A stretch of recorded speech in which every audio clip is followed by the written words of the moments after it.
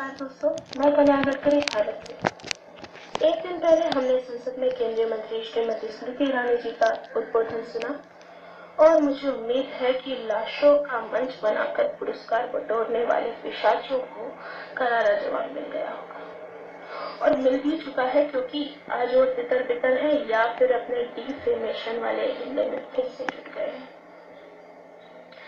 लेकिन मैंने यहाँ कर बात करने का निर्णय इसलिए लिया क्योंकि मैंने देखा कि मेरे मित्र और परिवारगण बहुत आहत है महिषासुर वाले रहस्योद्घाटन से। हालांकि कुछ सुबुगाहट तो उन्हें भी थी, लेकिन लगता था कि क्योंकि सनातन कहता है कि किसी दानव में भी अगर एक गुण है तो उस गुण को पूजा जा सकता है। उन्हें लगता था कि ऐसा ही कुछ होता होगा, लेकिन वो नहीं जानते थे कि ये इनके शातिर दिमाग किस तरह से काम करते हैं।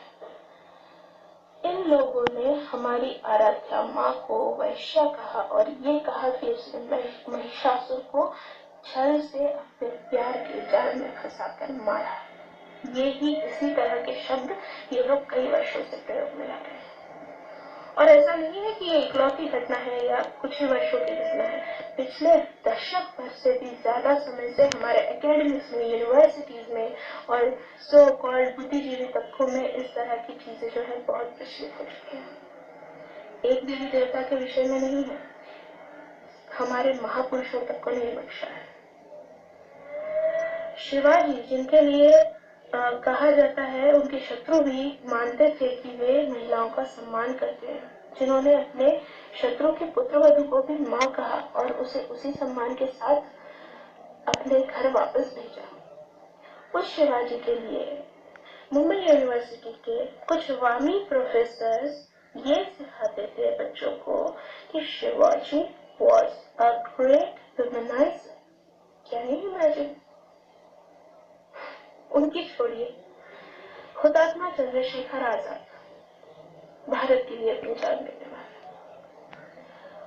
पिछली जयंती पर शायद आपने देखा होगा कुछ लोग उनके जनेऊ का मजाक उड़ा रहे थे, उनकी बलिदान पर सवालिया निशान लगा रहे थे। क्या गलती है उनकी कि उन्होंने भारत के लिए जान दी है? ऐसा ही नहीं है, ये एक घटना ही नहीं है। आपको बताती हूँ कि इस तरह की कई घटनाएं लगातार हो रही हैं और ये लोग हमारे ही बीच रहकर हमसे ही सम्मान पाते हैं। ये भी नहीं कि हमें कोई अक्ल नहीं है या हम कायर हैं वगैरह, इसलिए हम इन्हें सम्मान देते हैं। दरअसल बात यह है कि ये लोग एजेंडे में अपने आप को बड़ी होशियारी से छिपाना जानते हैं। ये लोग पत्रकार, बुद्धिजीवी, साहित्यकार का तमगा ओढ़ लेते हैं भेड़ की खाल में छुपे हुए के लिए। कौन जात हो? रवीश कुमार जी बड़े निष्पक्ष पत्रकार बनते हैं। घटना बताती हूँ। मैं राजस्थान विश्वविद्यालय में 2012 जनसंचार एवं पत्रकारिता में स्नातकोत्तर हूँ। 2011 वाले बैच में एक छात्र जो कि मूल निवासी आंदोलन से बड़ा प्रेरित था और उसकी गलती ये हुई कि उसने मुझे भी अपने ग्रुप में ऐड कर लिया। मैंने वहां देखा वो क्या करता था। सारे देवी देवताओं का चरित्र हनन, आतंकियों का बहुत ज्यादा सम्मान और हिंदुओं को आतंकी बताना। हालांकि सबके लिए उसे जेल भी जाना पड़ा। उसने क्या लिखा था, मैं क्षमा के साथ आपको ये बताना चाहूंगी क्योंकि आपका जानना जरूरी है। उसने लिखा था माँ सीता के विषय में। सीता वाल्मीकि आश्रम में के बाहर निर्वस्त्र नहा रही थी खुले में। लक्ष्मण आए, सीता को देखा, उनकी आंखें चौड़ी आ गई और इस घटना का परिणाम कुछ है।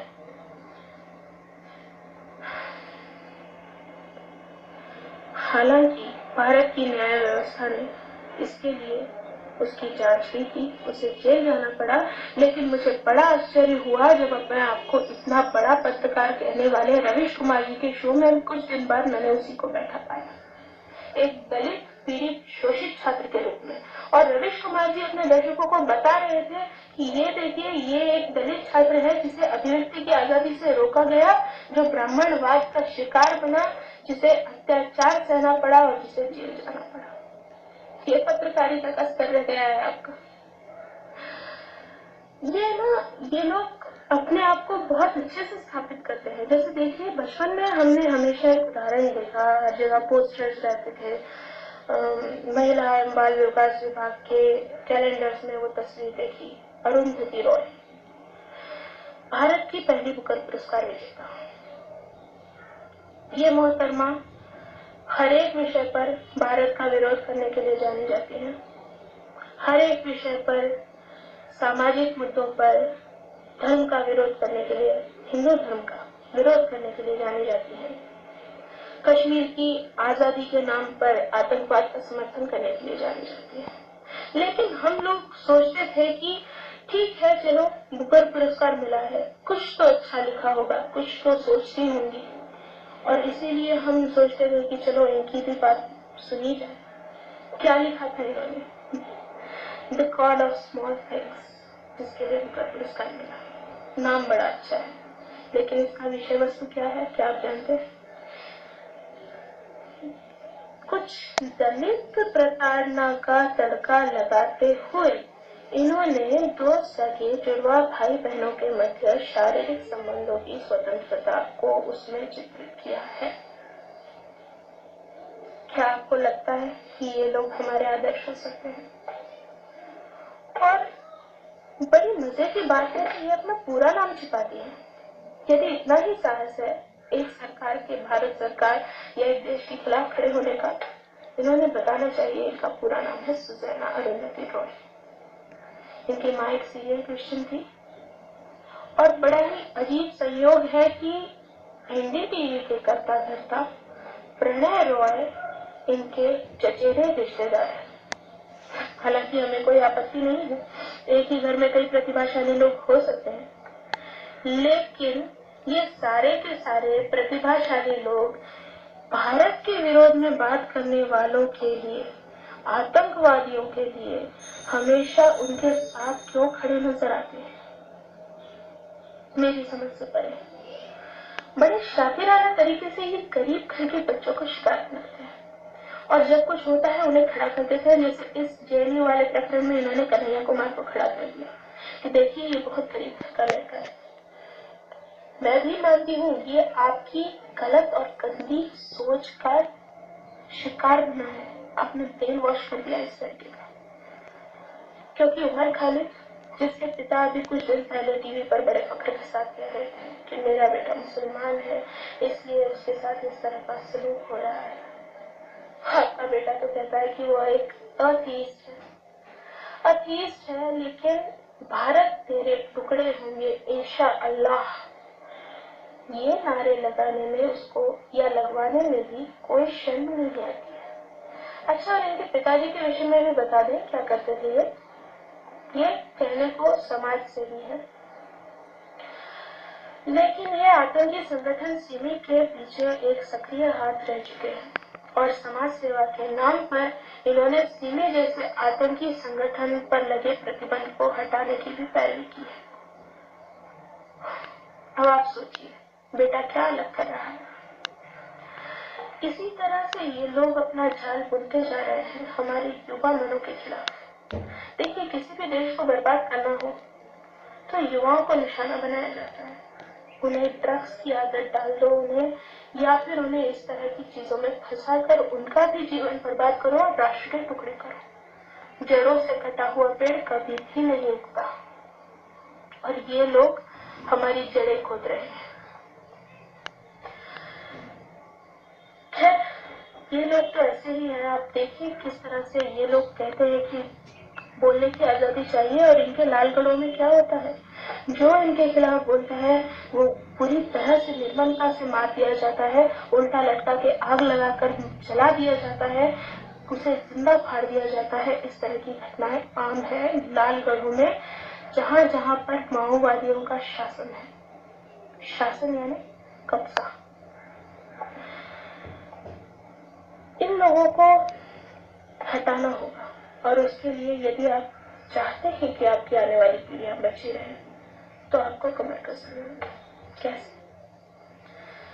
पहली बात, इन लोगों को बहुत अच्छा बुद्धिमान वगैरह वगैरह बुद्धिजीवी मानना बंद कीजिए, खारिज कीजिए इन्हें। इनके पास कोई तर्क नहीं है, कोई विचार नहीं है। आपने देखा ही होगा अभी इस प्रकरण में क्या तर्क दे रहे हैं, ये केवल अभिव्यक्ति की आजादी, कोई विचार नहीं है इनके पास।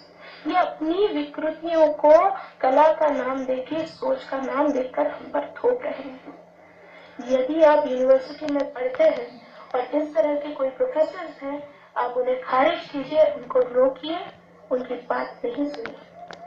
यदि आप कला क्षेत्र में हैं, तब तो आप ऐसे लोगों से टकराते ही होंगे, हमेशा उनके साथ काम करना पड़ेगा। और जो लोग प्रभावशाली पदों पर बैठे हैं, उनसे मैं अपील करना चाहूंगी, क्योंकि ये लोग क्या करते हैं, ये जो भारत को छोड़ने की बातें करने वाले हैं, ये लोग कला के नाम पर बहुत बड़ी बड़ी ग्रांट्स लेते हैं, गवर्नमेंट ग्रांट्स, और फिर कोई एक नुक्कड़ नाटक या कुछ भी विकृत चीजें दिखाकर और ऐश करते रहते हैं।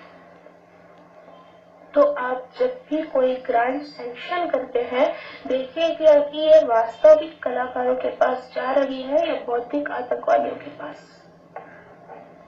आपका दायित्व है, यदि आप चाहते हैं देश बचा रहे। अखबारों को देखिए किस तरह से आतंकियों का साथ देने वालों का समर्थन कर रहे हैं। जो भी आपको ऐसा करता दिखे, बहिष्कार कीजिए। और दूसरी बात, अपने व्यवहार को भी परखिए। सोचिए कि हम ऐसे कौन से सुराख छोड़ देते हैं कि जिनसे होकर ये लोग हमारे देश के शरीर में ये कीटाणु प्रवेश कर जाते हैं। अपने व्यवहार को परखिए। क्या कभी मजाक नहीं करते? किसी तरह से किसी का दिल तो नहीं दुख रहा है? किसी जाति या किसी भी समुदाय विशेष के खिलाफ कोई टिप्पणी तो नहीं हो रही है? सोचिए कि हम हर एक से बराबरी का व्यवहार कर रहे हैं। क्या हम अपने घर में काम करने वालों को,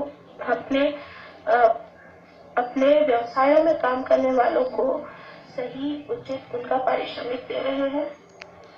और ये भी सोचिए कि आपके घर में काम करने वाले दीदी या भैया काम खत्म करने के बाद आपके साथ बैठकर चाय क्यों नहीं पी सकते?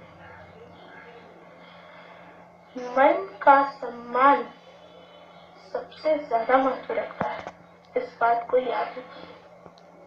भारत को टूटने मत दीजिए, क्योंकि भारत का भविष्य सिर्फ आपके हाथों में, हमारे हाथों में। वंदे मातरम।